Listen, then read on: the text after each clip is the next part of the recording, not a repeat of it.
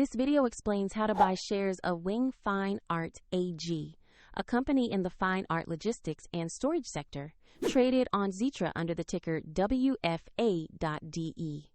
This is an educational guide only and not financial advice, so please do your own research before trading.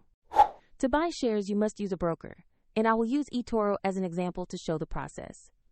After registering, you will need to verify your account, usually with an ID document, and add funds to your account before purchasing.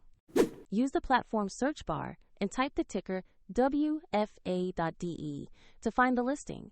Select the Weng Fine Art AG result to ensure you have located the correct stock. On the asset page, review the company's summary and the price chart to confirm market and sector details.